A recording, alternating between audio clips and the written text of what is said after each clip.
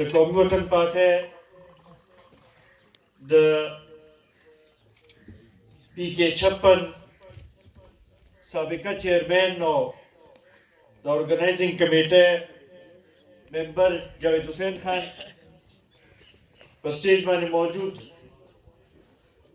زمونږ د ارګنایزینګ کمیټې بل مشر اول خو د خپل نښه او د قومي وطن پارټۍ د ټولو کارکونانو د نښه او خصوصا د ملي رهبر جناب آفتاب احمد خان شیرپو صاحب د نښه وحیدالرحمن خان او د هغه سره چې نن کم ګڼ شمېر عزتمن مشران موږ سره په قومي وطن پارټۍ کې شامل شو هغوی ته هرکلی وایم او دا یقینداني ورکوم چې تاسو یو صحیح فیصله کړې ده انشاءالله یو ځای به د دې پښتون قام د ترقۍ د سوکالۍ لپاره یو ځای به جدوجہد به کوو او انشاءالله دا کار به د ترقۍ په لاره روان وي.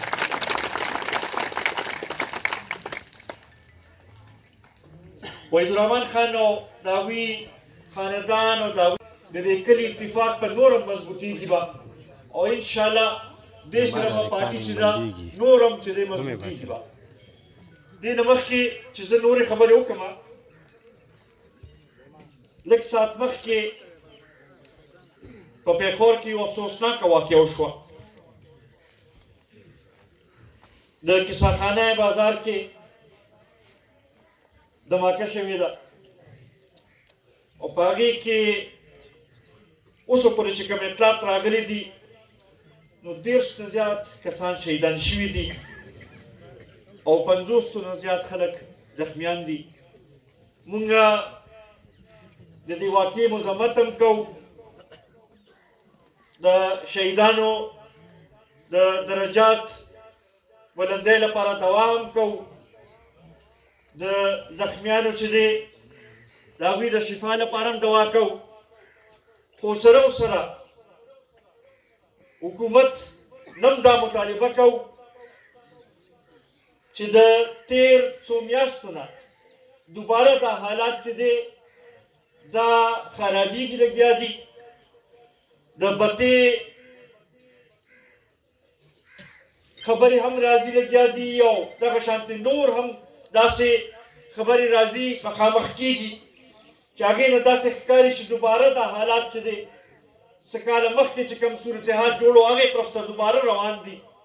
مونږ حکومت نه دا مطالبه کوو چې دې طرف ته توجه ورکړي او دا امن چې دی دا بحال کول او واپس راوستل دا د دې ذمهواري ده چې دې لپاره داسې اقدامات اوچت کړي چې دا حالات دوباره هغه شانتې خراب نه شي. زه یو ځل بیا د هغې شهیدانو چې دی د هغوی لپاره هم دعا کوو او د کوم چې زخمیان دي د هغوی د صحتیابۍ لپاره هم دعا کوو. عزتمندو ما نه مخکې امین باچا خبرې وکړې که مونږ وګورو نو د تحریک انصاف حکومت په ټول پاکستان کې چې دی 4 کاله برابر شو. اول چې دلته کې زموږ صوبې کې حکومت وتدي نو په هغې کې به دا خبره کوله چې یاره مرکز د اړخه زموږ په کارونو کې رکاوټ اچولي کېږي مونږ ته وسایل نه میلاویږي ځکه مونږ صحیح خدمت نشو کولی مونږ د خلکو مسایل نشو حل کولی. خو د 4 کالو نه خو دغه بهانه هم دوی سره ختمه شوې ده. د 4 کاله نه په ټول ملک کې د دوی حکومت دی. مونږ نن ته 4 کاله پس ته دا تپوس کوو چې ستاسو هغه وعدې کوم ځای ته ورسېدې تاسو چې په کومو خبرو باندې د قوم نه ووټ غوښتي وو هغه خبرې چېرته لاړې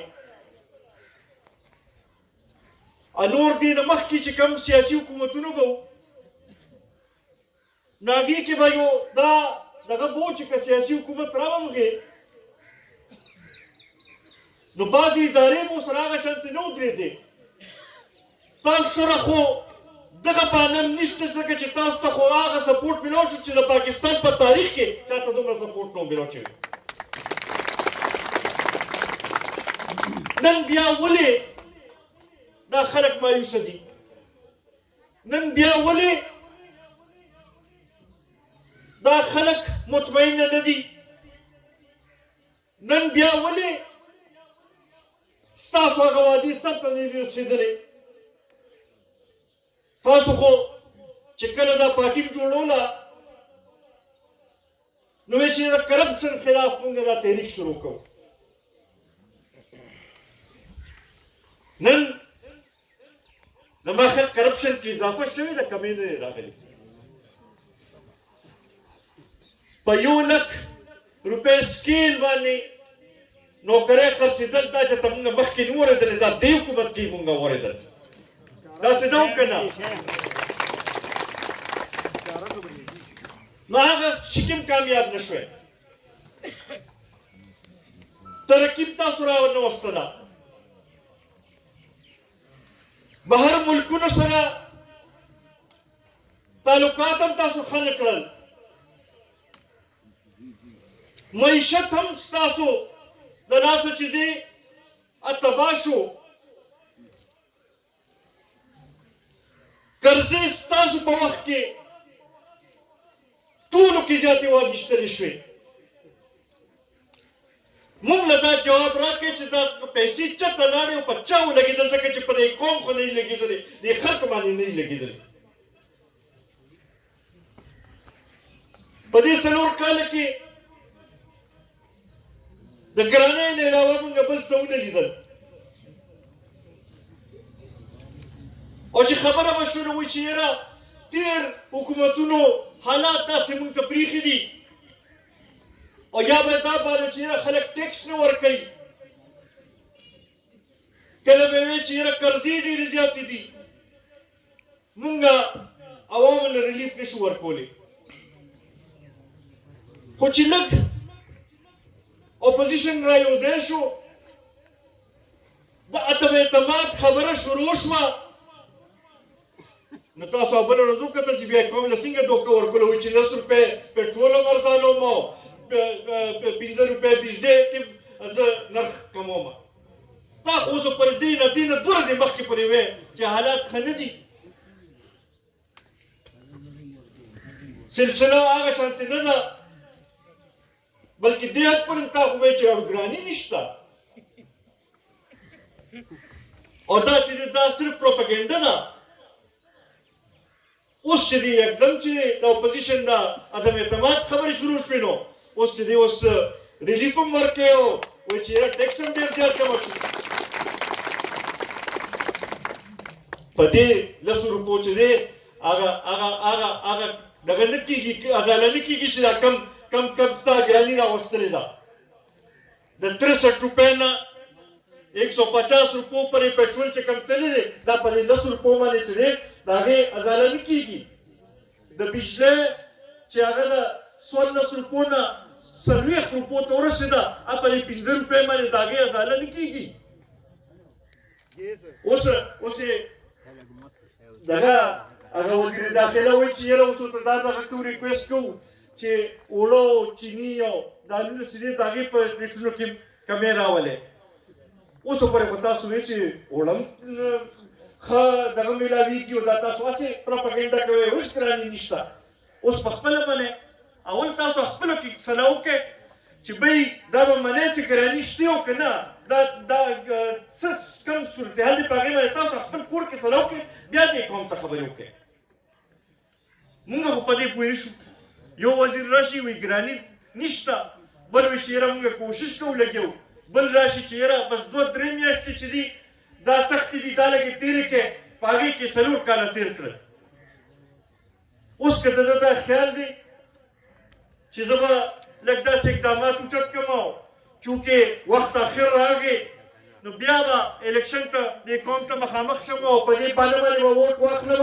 زه ورته دا ویل غواړم چې دا قوم چې دی دا اوس راپاڅېدلی دی، دوی ته پېژندلې، ته دا اهل ترین وزیر اعظم یې، تا افغانستان کې دا صلاحیت نشته چې د خلکو مسایل حل کړي. خلکو اوس په دې باندې پېژندلې، په دې باندې اوس نور ته خلکو له دوکه نشي ورکولی چې ته اوس داسې اعلانات وکړې. عزتمندو بیا دغه شانتې خصوصا د ورکوټي صوبو به خبره وکړو، بیا د پښتنو خبره وکړو. یو لحاظ سره که وګورې نو زموږ د صوبې نه ټوله وزارت شرکتونه جوړېږي. په کار نه وه چې د پښتنو مسایلو طرف ته یې توجه ورکړې، خو بدقسمتۍ نه سیټونه د پښتنو علاقو نه ورکړی شو، خو توجه د پښتنو مسایلو طرف ته نه ورکړی کېږي. دا کوم چې د قبایلي ازداد هغوی سره وعدې شوي وي، 100 ارب روپۍ د هر کال ورکولو خبره شوې وه، د ترقي راوستلو هلته کې خبره شوې وه، روزګار ورکولو خبرې شوې وي. نن هلته کې په یو شي باندې عمل نه کېږي او بیا دا تمه کوي چې بیا به هم دوی ته دوی باندې به خلک اعتماد کوي. هغه وخت تېر شو. انشاءالله ډېر زر به تاسو خوشخبري اورئ، انشاءالله ډېر زر به د عمران خان نه چې دی د قوم ته نجات میلاویږي به، دلته کې به شفاف انتخابات پکېږي به، او انشاءالله ستاسو په ووټ سره، ستاسو په حمایت سره چې دی صحیح نمایندګان د قومي وطن پارټۍ او د ملي رهبر جناب آفتاب احمد خان چیرپو په شکل کې په کامیابېږي به، او انشاءالله بیا به دلته کې د ترقۍ توقع کېږي. عزتمندو، ما نه مخکې امین باچا هم خبره وکړه او دیان هم چټ رالېږلی و چې د ګلشنیات روډ منظوري مونږ کړې وه، په ای ډي پي کې هم ریفلیکټ شوی و، پیسې مو ایښودلې شوي وي. نن پورې هغې روډ باندې کار شروع نه شو، ټینډر هم شوی و. د هغې دلته کې زه تاسو ته وایم چې معلومات وکړئ. ما ته خو یې معلومات شته ځکه چې هغه بل ځای ته وړلی شوي دي، هغه فنډ هغه ستاسو د کلي سره زیاتی شوي دي. خو دا کم از کم د داسې نمایندګانو نه تپوس وکړئ چې بی که په خپله کار نشي کولی نو چې کوم کار شوي دی کم از کم هغه خو سرته ورسوی که نه. داسې نااهله نمایندګانو نه به مونږ څه تمه وکړو چې هغه یو کار شوي وي او هغه اوچت کړي بل ځای ته یوسي او هغې علاقې خلک یې همداسې پرېږدي.